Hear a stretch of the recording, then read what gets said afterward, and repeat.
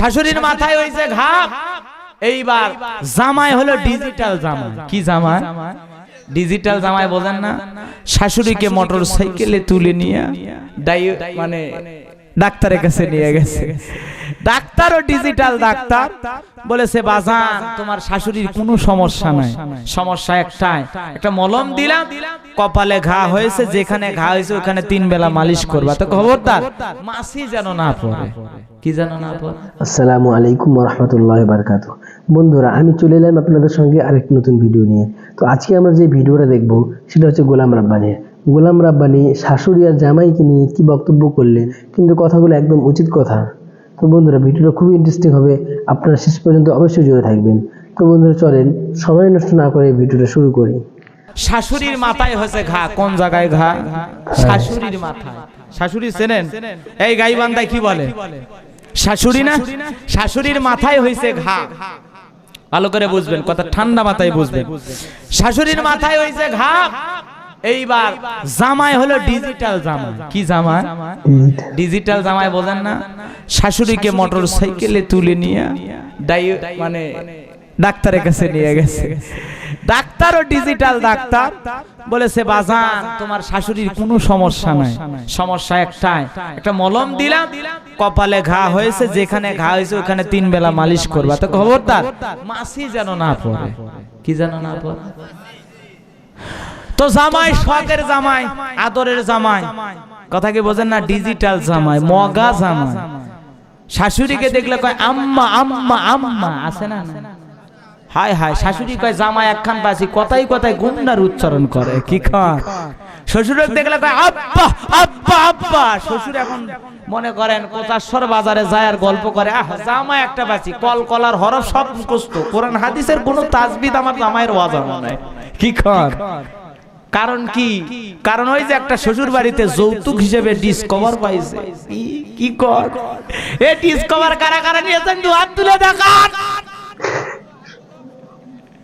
যৌতুক আছে না নাই? আছে মানে যা 3টা 4টা ছেলে হয়েছে, এখন মোসে তা দেয়ার ঘরে যায় 4 ছেলে 4 দোকানো 8 লাখ টাকা। কয় লাখ? মানে মেয়ের বাবার বাড়িতেও টাকা কামাই করে রেখেছে, আছে না নাই? তো এরকম মানুষের এরকম বাবা আছে না নাই? মানে ছেলে পালেনি, পালছে দেশি আরে। রাগ করছেন? যৌতুক না, একটা মেয়ে 15-20 বছর ধরে লালন পালন করে কাপড় চোপড় দিয়ে পোশাক পাতি দিয়ে তোর 300 জন মানুষকে খাওয়াইয়া তোর বাড়িতে পাঠাইলো, আবার টাকাও 3 লাখ। তার 1 লাখ বিয়ের পার্টি দিয়ে দেয়, আরে মহারানা বাঁচছে 4 লাখ টাকা। 400 টাকার এক নাকফুল হাতে দিয়ে বলে মোট মহারানা 4 লাখ টাকা। তার মধ্যে নগদে 500 টাকা দিয়ে অবশিষ্ট 3,99,500 টাকা বাকি রাখিয়া তোমাকে স্বামী সত্যে কবুল করে আসিয়াছে অমুক পাড়ার অমুক সলিমদ্রি বল্টু কুতকুতে পাগলা। কি খান? তুমি তাকে স্বামী সত্যে কবুল করো, বলো মা কবুল আলহামদুলিল্লাহ। কি খান? এই কায়দায় বিয়ে টিয়ে পড়াইয়া দিল। এখন বাসর রাতে বউকে তো টাচ করতে পারবে না মহারানা না পরিশোধ করে। কি খান? ও মা বোনেরা, খবরদার, মহারানার টাকা পুরোপুরি কমপ্লিট না হওয়া পর্যন্ত গায়ে টাচ করতে দেবেন। কি খান? দেখেন ডিজিটাল যুবকেরা এমনি সাইজ হয়ে যাবে। এই তো হলো সমাজের বর্তমান অবস্থা। যৌতুক না, এটা যৌতুকের নামে জালিয়াতি, যৌতুক নামে মানবতার সাথে কৌতুক। যৌতুক নেওয়া হারাম, হারাম, হারাম। যৌতুক খাওয়া মানে ওই একেবারে পায়খানার গু খাওয়া, কাঁচা গু খাওয়া।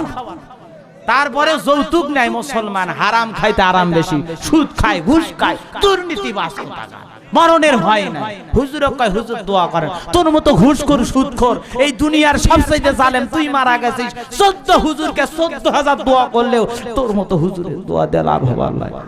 কি কর? ওয়াকাম বদ কম করে যাবে, তুমি আর দোয়া করবে। হুজুর অত ঠেকা পড়ে না, ইমামতি বাঁচার লাগবে, এইজন্য একটু দোয়া টোয়া করে, মানে উপরে দোয়া করে আল্লাহ জান্নাত দেওয়ার, ভিতরে কয় আল্লাহ কোন জায়গাতে বুদ্ধি। কি খান? রাগ করতেছে আমার ভাইরা। যে কথা বলতে চাচ্ছিলাম, ডিজিটাল জামাই এইবার বাড়িতে গিয়ে শাশুড়িকে নিজের হাতে কপালে মলম মাইখা দিছে, কিন্তু বারবার মাসি পড়ে।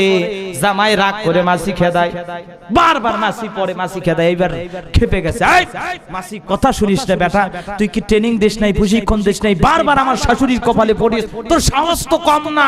ঠিক আছে, এইবার তোকে দেখাবো। এই কথা বলে লোহার একটা রড নিয়েছে। কি নিয়ে আসছে?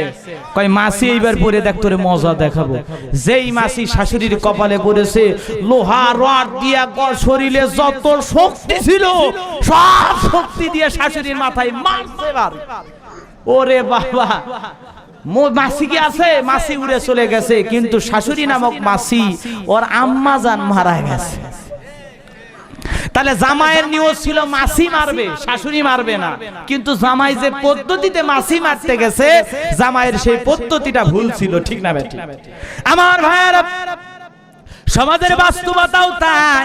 আজকে সমাজের বুকে যারা জঙ্গিবাদের মাধ্যমে বোমাবাজি মাইরা ইসলাম কায়েম করতে চায়, ওদের নিয়ত ভালো, কিন্তু ওরা যে পদ্ধতিতে ইসলাম কায়েম করতে চায়, ওদের ওই পদ্ধতিটা ভুল। ঠিক না বেঠিক? জামাইয়ের উদ্দেশ্য ছিল মাসি মারা, শাশুড়ি মারা না, ওদের উদ্দেশ্য ইসলাম কায়েম করা, কিন্তু ওরা যে কায়দায় বোমা মাইরা ইসলাম কায়েম করতে চায়, এই কায়দায় বোমাবাজি ইসলাম কোনোদিন সমর্থন করে না। সূরাতুল মাইদার আয়াত নাম্বার 32 আল্লাহ তাআলা জানায় দিলেন, মান কাতালা নাফসাম বিগাইরি নাফসিন আও ফাসাদিন ফিল আরদি ফাকান্নামা কাতালান নাস জামিআ। আল্লাহু আকবার। খালি উদাহরণ দিলে হবে, কোরআনে দলিলও দিতে হবে। ঠিক না বেঠি? আল্লাহ বলে, তোমাদের মধ্য থেকে যারা একজন নিরপরাধ মানুষকে হত্যা করলো, সে যেন তামাম পৃথিবীর মানুষকে হত্যা করার শামিল। তাহলে একজন নিরপরাধ মানুষকে হত্যা হোক, এইটা আমার আল্লাহও চায় না। তার মানে জঙ্গিবাদের পক্ষে আমার আল্লাহও নাই। ঠিক না বেঠি? এই যখন বোমাবাজি মাইরা হোটেলে ঢুকে, ওই যে গুলশানে বোমাবাজি মাইরা ইসলাম কায়েম করবে আর নাম দিবা জঙ্গিবাদ, খবরদার। ইসলামের মধ্যে দুশমনদের কোনো ঠাঁই নাই। ঠিক না বেঠি?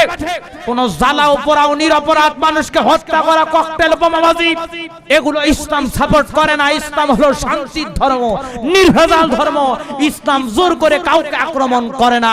ইসলামের প্রতি যদি কেউ আক্রমণ করে, সেই আক্রমণকে প্রতিহত করার জন্য ইসলাম প্রস্তুত, কিন্তু কাউকে জোর করে অ্যাটাক ইসলাম করে না। ঠিক না বেঠি? কথা কি বুঝতে পেরেছেন? রাগ করলেন মনে হয়। বলবো ভাই সামনের দিকে যাব। আমার ভাইয়ারা, চলুন যে আলোচনা করতেছিলাম, বন্ধুগণ আমার, ওই যে দুইজন বালক সহ নবীজি 313 জন সাহাবী নিয়ে জিহাদের ময়দানে প্রস্তুত হয়ে গেলেন। বন্ধুগণ আমার, ওই হাজার হাজার, বন্ধুগণ আমার, হাজার হাজার কাফের ছিল, আর নবী এবং তার সাহাবীর সংখ্যা মাত্র 313 জন। বন্ধুগণ আমার, অনেক লম্বা কথা, লম্বা ইতিহাস আমি লম্বা করব না। ওই বদরের প্রান্তরে আল্লাহ পাক ফেরেশতা দিয়া মুসলমানদের পক্ষে সাহায্য কইরা, ওই বদরের প্রান্তরে 313 জন সাহাবী দিয়া আল্লাহ পাক প্রথম বিজয়ের মালা 17ই রমজানে মুসলমানদের গলায় আল্লাহ পরিয়ে দিয়েছেন। জোরে বলেন না ভাই সুবহানাল্লাহ। তাহলে বদরের প্রান্তরে সৈন্য সংখ্যা বেশি ছিল না, মাত্র 313 জন ছিল। আজকেও বাংলার জমিনে তথা পৃথিবীর জমিনে মায়ানমারে মুসলমান মার খায়, ফিলিস্তিনে, আফগানিস্তানে, ইরাক, আফগানিস্তান, পাকিস্তানে মুসলমান মার খায়। আজকে तमाम পৃথিবীর মুসলমান যদি ঐক্যের এক প্ল্যাটফর্ম করে তুলে, কাঁধে কাঁধ মিলে আল্লাহর জমিনে মুসলমানকে যারা হত্যা করে, তাদের পক্ষে মুসলমান কাঁধে কাঁধ মিলে যদি আল্লাহর জমিনে আল্লাহর দ্বীন কায়েমের আন্দোলন করে, সবাই কাঁধে কাঁধ মিলে আল্লাহর জমিনে আল্লাহর দ্বীনকে প্রতিষ্ঠিত করতে চায়, বিশ্বাস করেন সেই ঈমান স্পিরিট নিয়ে যদি আজকেও ময়দানে নামি, तमाम পৃথিবীর রাজত্ব মুসলমানের হাতে আল্লাহ দান করবে। জোরে কোন সুবহানাল্লাহ। কিন্তু সেই ঈমান আমাদের নাই। মন খারাপ করলেন মনে হয় ভাই, কষ্ট পাচ্ছেন আপনারা, তাহলে রাগ করেছেন আপনারা। কারা কারা রাগ করেন নাই দুটি হাত তুলে দেখান তো। লিল্লাহে তাকবীর। হাত নামান। ওয়াজ আরো কিছুক্ষণ চলবে, মা বোনদের জন্য কিছু ওয়াজ করা দরকার, নাকি বলেন আপনারা? একটা ছেলে আমার কাছে আপত্তি করেছে, হুজুর মা বাবার অবশ্যই একটু ওয়াজ করবেন, আমার মা নাই বাবা নাই মারা গেছে। আলামিন ভাইও আমাকে বলেছেন, এজন্য মা আর একটা আলোচনা, ছোট্ট একটা ঘটনা 2013 সালের, সেই কথাটা বলে আমি আমার আলোচনা শেষের দিকে নিয়ে যাওয়ার চেষ্টা করব ইনশাআল্লাহ। সম্মানিত ভাইরা আমার, 2013 সালে পত্রিকায় একটা কলম পড়েছিলাম, আল্লাহর বান্দার নাম ছিল আব্দুল মালিক। আল্লাহর এই গোলাম মাকে অত্যন্ত ভালোবাসে, ছোটবেলায় তা না, কিন্তু মা সন্তানকে কেমন ভালোবাসে, গভীর মনোযোগ দিয়ে কথাগুলো শুনতে হবে। আজকে সমাজের মধ্যে মা বাবাকে ভালোবাসার সন্তানের অভাব, ঠিক না বে ঠিক? আল্লাহ বলেন, ওয়াকাদা রাব্বুকা আল্লা তা'বুদু ইল্লা ইয়্যাহু ওয়া বিল ওয়ালিদাইনি ইহসানা।